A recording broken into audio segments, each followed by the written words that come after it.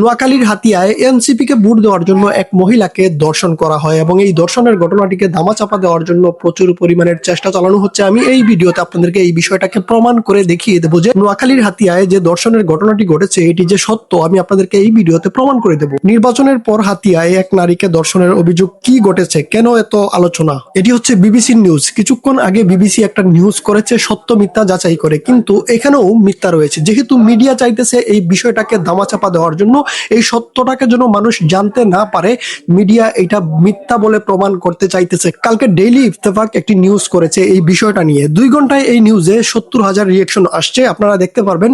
আমি যখনই এই নিউজটা দেখার চেষ্টা করছিলাম ঠিক তখনই ফেসবুক পেজ থেকে তারা এই ভিডিওটিকে ডিলিট করে দিয়েছে। ভিডিওটি আপলোড করার 2 ঘন্টার মধ্যে 70,000 রিয়েকশন আসে এবং 5,900 কমেন্ট আসে, 16,000 শেয়ার আসে, কিন্তু ভিডিওটি তারা 2 ঘন্টার মধ্যে ডিলিট করে দিয়েছে। তারা কেন এই ভিডিওটি ডিলিট করছে আপনারা তো অবশ্যই বুঝতে পারছেন। আমি তাদের নিউজ চ্যানেলে গিয়ে চেক করে দেখলাম যে তারা নিউজ চ্যানেল থেকেও এটি ডিলিট করে দিয়েছে। এত ভালো পারফরমেন্স করতেছে একটা ভিডিও, 2 ঘন্টার মধ্যে মিলিয়ন মিলিয়ন ভিউজ চলে আসছে, তার মধ্যে এই ভিডিওটি তারা কেন ডিলিট করছে?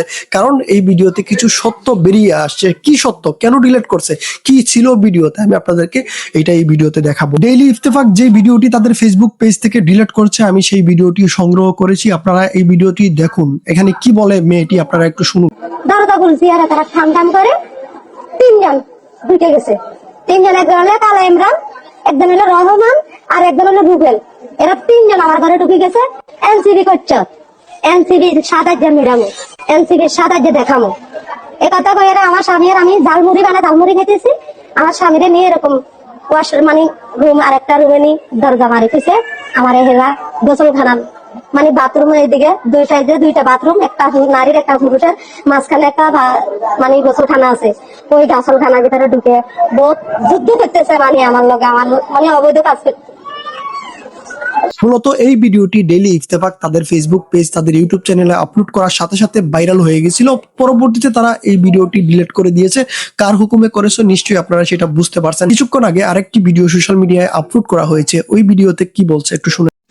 আপা এখানে কি ছিল? কালকে একটা ধর্ষণের অভিযোগ আসছে।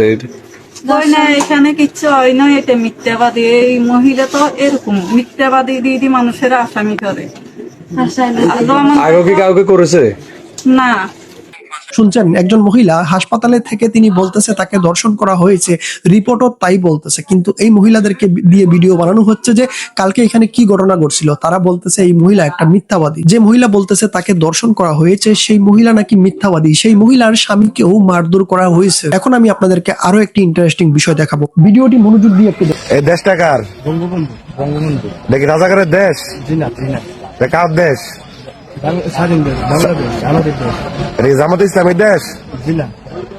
এনসিপি যে করছো স্যার, আর এনসিপি করবি কোনোদিন? জি না স্যার, ভুল হয়ে গেছে। আর কোনোদিন এনসিপি করবি না স্যার? হ্যাঁ পাইছি।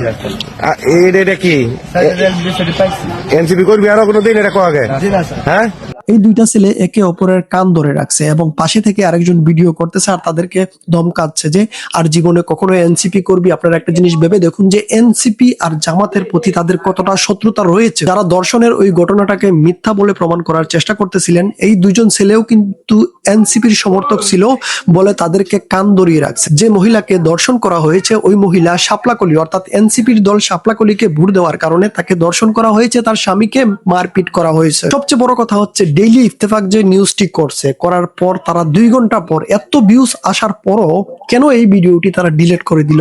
নিশ্চয়ই উপর থেকে ফোন আসছে যে যেই নিউজটা তোমরা করেছো তাড়াতাড়ি ডিলিট করো, নয়তো খবর আছে। এই জন্য এত ভাইরাল হয় একটা ভিডিও, তারা ইনকাম পাচ্ছে, যত ভিউজ আসবে ততই তাদের পেজে ইনকাম হবে।